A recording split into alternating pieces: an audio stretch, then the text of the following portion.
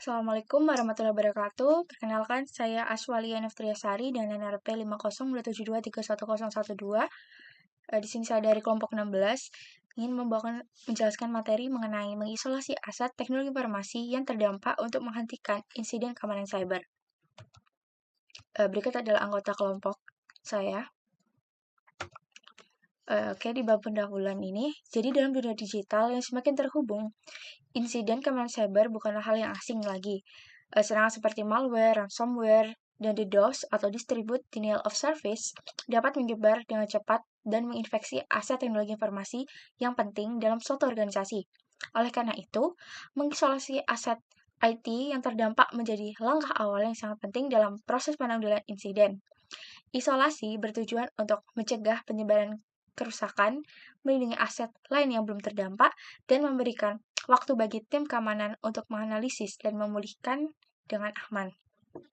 Di sini ada contoh nyata, yaitu serangan ransomware WannaCry pada tahun 2017, yaitu menyebar melalui jaringan dan menyebabkan ribuan sistem lumpuh karena keterlambatan dalam isolasi sistem awal yang terinfeksi.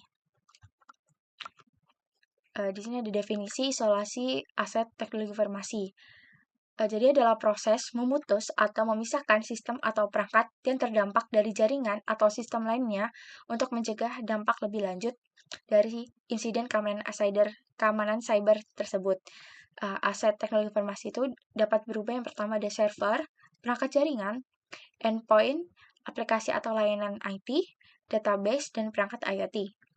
Jadi isolasi itu bisa dilakukan secara fisik, misalnya tuh dengan mencabut koneksi jaringan maupun melalui software seperti firewall, VLAN, atau tools seperti EDR dan SIEM. Tujuan dan manfaat isolasi, yang pertama itu menghentikan penyebaran malware atau virus ke perangkat yang lain. Kedua, melindungi informasi sensitif agar tidak diekfiltrasi oleh penyerang. Yang ketiga, ada mempermudah forensik digital tanpa risiko perubahan data.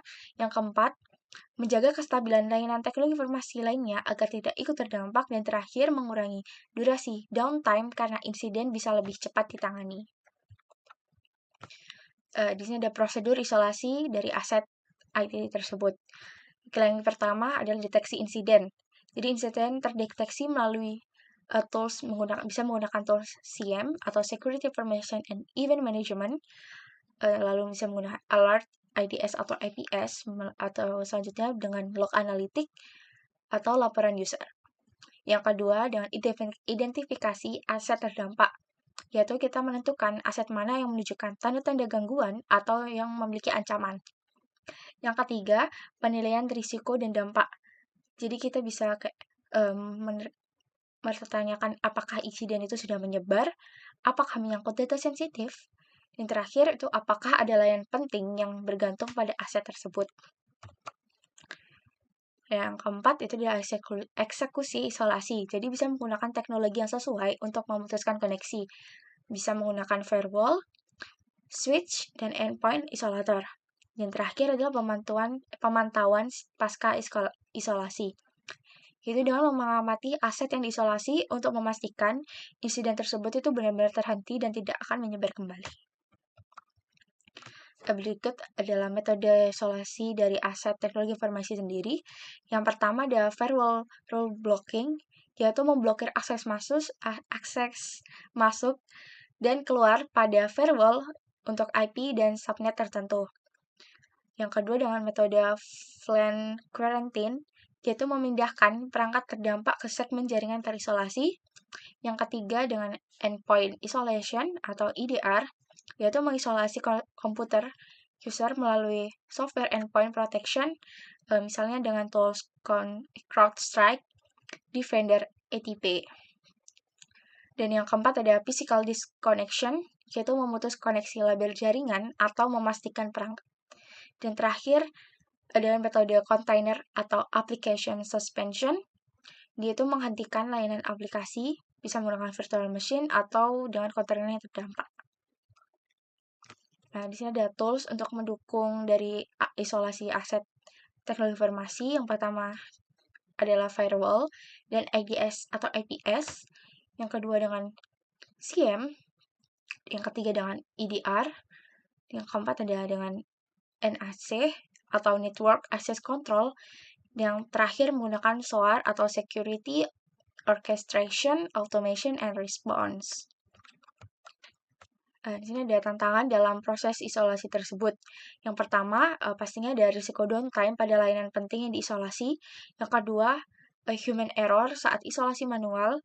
Yang ketiga, kurangnya playbook atau SOP tertulis yang jelas. Yang keempat, tidak adanya teknologi otomatisasi di infrastruktur lama. Dan yang terakhir, ketergantungan antar sistem, misalnya server dengan payroll, tergantung pada database keuangan. Di sini ada studi kasus simulasi menggunakan SOC Playbook dengan kasus fiktifnya serangan Trojan pada server payroll. Yang pertama, SIEM itu mendeteksi trafik mencurigakan ke API asing. Lalu, tim SOC bisa melakukan investigasi dengan cepat. Yang ketiga, server payroll ditemukan menjalankan proses mencurigakan atau malware. Lalu, server langsung diisolasi dari LAN dan internet menggunakan firewall dan EDR. Dan yang keempat, analisis forensik dilakukan di sistem terisolasi. Yang terakhir, server bisa dibersihkan dan dipulihkan dari backup. Di sini ada best practice. Yang pertama, bisa menerapkan kebijakan isolasi dalam Incident Response Plan atau ERP. Yang kedua, gunakan otomatisasi isolasi dengan SOAR dan EDR untuk mengurangi respon manual. Yang ketiga, uji coba dengan playbook secara berkala atau dengan atau menggunakan simulasi serangan. Yang keempat, sediakan jalur komunikasi antara tim SOC, IT support, dan manajemen. Dan yang terakhir, dokumentasikan setiap langkah isolasi sebagai bahan evaluasi dan pelaporan insiden. Nah, ini adalah kesimpulan. Mengisolasi aset teknologi informasi yang terdampak merupakan langkah krusial dalam menghentikan insiden keamanan cyber sebelum menyebar lebih luas. Jadi proses ini tuh bisa melibatkan identifikasi aset yang terinfeksi, analisis risiko, dan tindakan isolasi yang cepat dan tepat menggunakan berbagai metode seperti pemutusan jaringan, firewall, dan segmentasi, dan lain-lain. Isolasi membantu mencegah kerusakan lebih lanjut, melindungi data penting, serta memungkinkan investigasi dan pemulihan berjalan dengan aman. Keberhasilan isolasi sangat bergantung pada kesiapan prosedur, keterampilan tim SOC, dan dukungan teknologi yang digunakan. Jadi, oleh karena itu, organisasi harus memiliki playbook response insiden yang jelas dan menguji skenario isolasi secara berkala agar dapat merespon ancaman cyber secara efektif dan efisien. Mungkin sekian penjelasan dari saya. Terima kasih. Wassalamualaikum warahmatullahi wabarakatuh.